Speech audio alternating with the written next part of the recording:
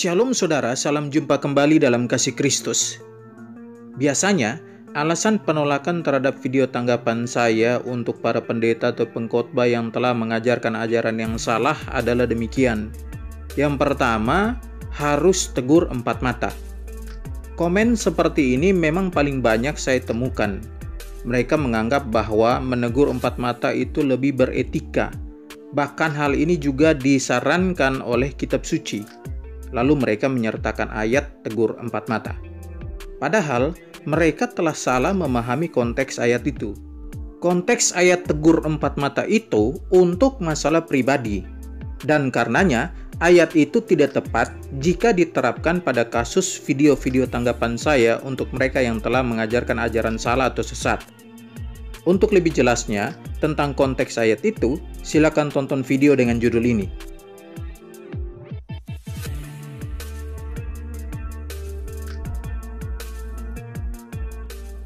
Yang kedua, sesama Kristen jangan saling menjatuhkan. Saya menegur bukan untuk menjatuhkan. Saya mengkritik bukan agar terlihat lebih jago.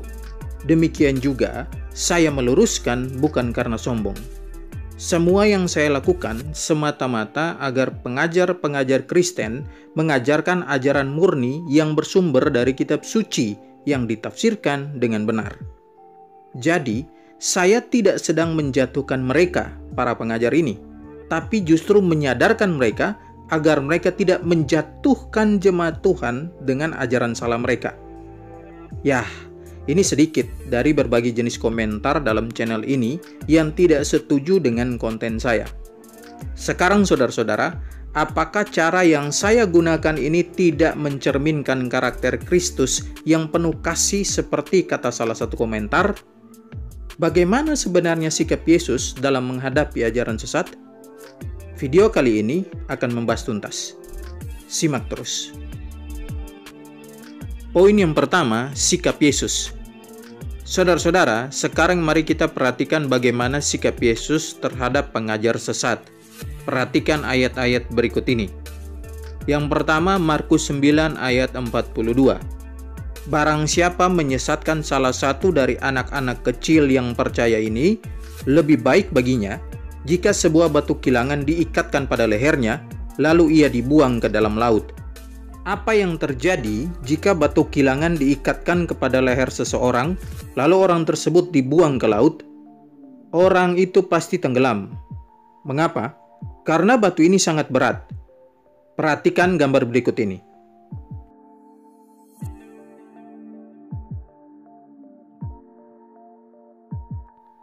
Seolah-olah Yesus ingin menegaskan bahwa lebih baik kamu tidak bicara daripada bicara tapi ajaranmu menyesatkan. Pernyataan Yesus yang sangat keras ini membuktikan bahwa dalam hal penyesatan, Yesus tegas terhadap pengajar sesat. Ayat yang kedua, Matius 22 ayat 29. Yesus menjawab mereka, "Kamu sesat, sebab kamu tidak mengerti kitab suci maupun kuasa Allah." Apa yang Yesus katakan ketika mendapati pemahaman orang lain sesat? Yesus mengatakan sesat kepada orang yang memiliki pemahaman yang sesat. Jadi saudara, menyimpulkan ajaran atau pandangan atau pemahaman orang lain itu sesat dengan dasar kitab suci yang ditafsir dengan benar, itu bukanlah sebuah kesalahan. Menjadi salah jika dasar yang kita gunakan bukanlah kitab suci, atau dengan dasar ayat Alkitab tapi ditafsir salah. Poin yang kedua, sikap Rasul Paulus. Perhatikan ayat-ayat ini. Hai orang-orang Galatia yang bodoh, siapakah yang telah mempesona kamu? Bukankah Yesus Kristus yang disalibkan itu telah dilukiskan dengan terang di depanmu? Hanya ini yang hendak ku ketahui daripada kamu. Adakah kamu telah menerima roh karena melakukan hukum Taurat, atau kamu percaya kepada pemberitaan Injil? Adakah kamu sebodoh itu? Kamu telah mulai dengan roh. Maukah kamu sekarang mengakhirinya di dalam daging? Sia-siakah semua yang telah kamu alami sebanyak ini? Masakan sia-sia. Jadi bagaimana sekarang? Apakah ia yang menganugerahkan roh kepada kamu dengan berlimpah-limpah dan yang melakukan mujizat di antara kamu berbuat demikian karena kamu melakukan hukum Taurat atau karena kamu percaya kepada pemberitaan Injil? Galatia 3 ayat yang pertama hingga ayat yang kelima. Saudara perhatikan bahwa sikap Paulus sangat tegas terhadap ajaran sesat, dan tanpa segan-segan dia menggunakan kata kasar seperti bodoh. Bahkan pada ayat-ayat lainnya, Paulus malah menggunakan kata anjing terhadap pengajar palsu. Lihat ayat ini. Hati-hatilah terhadap anjing-anjing, hati-hatilah terhadap pekerja-pekerja yang jahat, hati-hatilah terhadap penyunat-penyunat yang palsu. Filipi 3 ayat yang kedua. Ayat berikutnya. Tetapi aku menasihatkan kamu, saudara-saudara, supaya kamu waspada terhadap mereka yang bertentangan dengan pengajaran yang telah kamu terima, menimbulkan perpecahan dan godaan. Sebab itu, hindarilah mereka. Roma pasal 16 ayat 17. Tetapi sekalipun kami atau seorang malaikat dari surga yang memberitakan kepada kamu suatu Injil yang berbeda dengan Injil yang telah kami beritakan kepadamu, terkutuklah dia. Galatia pasal 1 ayat 8. Nah saudara, ayat-ayat ini bukti bahwa baik sikap Yesus maupun Rasulnya jelas. Mereka dengan keras menentang ajaran sesat dari pengajar sesat. Dari bukti-bukti yang sudah saya paparkan, adakah perintah untuk menegur pengajar sesat empat mata agar terlihat lebih beretika? Tidak ada. Sikap keras saya kepada pengajar-pengajar sesat bukan atas dasar benci, apalagi iri hati, tapi dengan dasar kasih. Kasih tidak selalu bicara tentang lemah lembut. Kasih itu juga bicara tentang ketegasan, tidak membiarkan salah terjadi di depan mata. Kasih tidak hanya memikirkan orang yang mengajarkan ajaran sesat di medsos saja, tapi juga semua orang yang telah menonton dan mengikuti ajaran itu.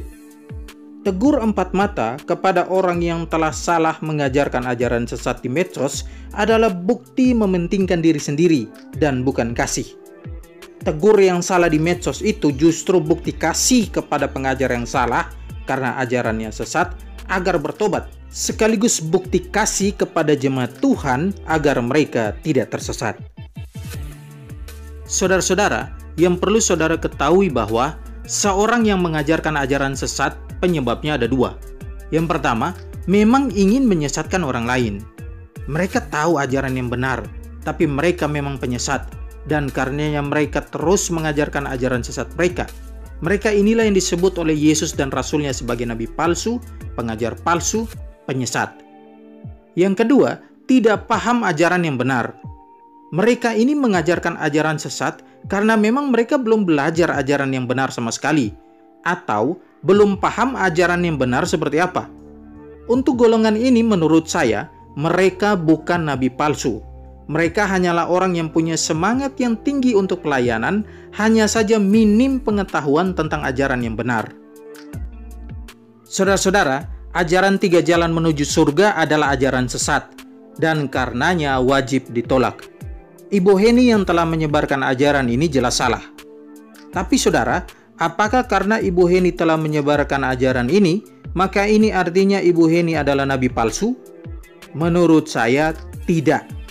Saya hanya melihat bahwa Ibu Heni kurang memahami doktrin keselamatan dalam Kristen itu sendiri, yang jelas berbeda dengan agama lain yang menyertakan perbuatan baik, contohnya mengasihi sesama, menjadi jalan agar selamat. Saya kira catatan ayat ini sudah jelas menyatakan bahwa kita selamat hanya karena iman. Sebab karena kasih karunia kamu diselamatkan oleh iman. Itu bukan hasil usahamu, tetapi pemberian Allah. Itu bukan hasil pekerjaanmu. Jangan ada orang yang memegahkan diri. Efesus 2 ayat 8 hingga 9. Hanya saja yang setuju dengan ajaran Ibu Heni yang telah tersebar 3 jalan menuju surga itu banyak.